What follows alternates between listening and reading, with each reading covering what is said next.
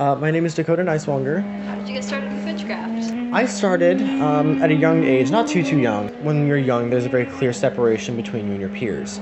There are things that you just recognize as being different. You don't fit in as well. You don't like the same things. And a lot of people will say, oh, well, that's just, an introvert or something of that nature. But it's a little bit different than that. I would get my friends together from right behind me, and I would get them together, and we would always play the circle game. We would take hands and we would just start walking clockwise or counterclockwise, and we'd laugh and joke and we'd say silly little things here and there. Never meant anything serious by it, but when my mom came out, she would ask me, what are you doing? And I'd say, well, we're playing witch and making circles, because that's what witches do. Many things like that happened throughout my life. There were times when I would look at certain stores and I would ask my mom, I think this was at 9 or 10 years old, hey, Mommy, when are we going into that magic shop? And it was actually a metaphysical shop.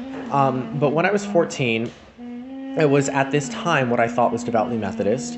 I soon learned that the only reason that I was interested in this particular group and this particular sect of Christianity was due to the music. I'm a very musical person. I enjoy music, and that's where I find a lot of my connection with things.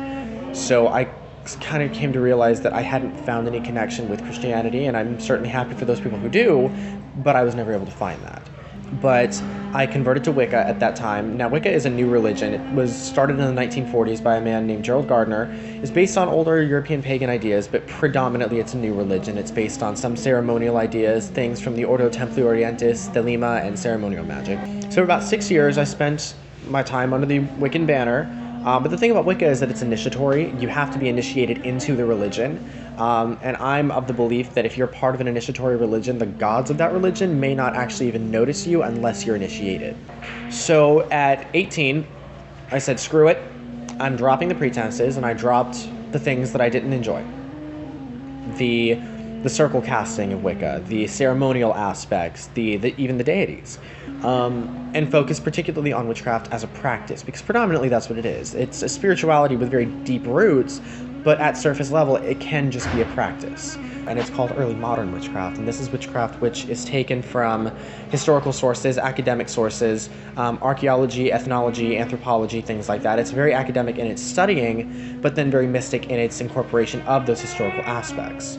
Normally, when I go out and practice, I prefer wooded areas, places that are kind of separated from humanity, but nothing where we are is untouched. It's more of a matter of finding a place that's separated, that's got that very other sense, and that's all fine and dandy, but when you're in St. Augustine, you don't have that luxury. So I focus predominantly on a well that's on Abilene Street. Every now and then we'll go out to Volano Beach, very rarely though, because it's very windy, it's a pain. We're looking for a place right now to practice that is separated, that is set apart, so we can actually do our stuff in private, because it is supposed to be private. You don't want people walking up on you while you're doing this stuff, because let's be serious here. They're either going to A, think you're crazy, or B, think you're a Satan worshiper. Or you could just always say you're doing an art project. That seems to work pretty well. People don't question art project. Pantheon was something that I was really invested in from the beginning. I am a latecomer to college. I'm 22 years old and I'm a freshman. And I realized when looking at Flagler College that there was no Pagan Student Association. Now, I'm of the belief that that's something every college should have, along with a Muslim Student Association, a Black Student Association. Every religion and every minority needs to be represented. So it was really during first semester club night when I looked around and realized, wow, this is a thing, this needs to happen.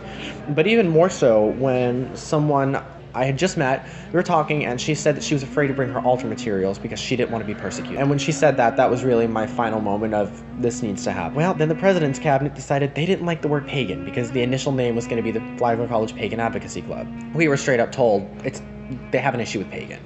So we chose Pantheon. Pantheon is a word which means a group of deities, a group of gods. You have the Egyptian pantheon, the Greek pantheon, the Roman pantheon. These are all a set of gods from a particular culture. You have the Celtic pantheon as well, the Scottish pantheon. So we thought the name was very appropriate.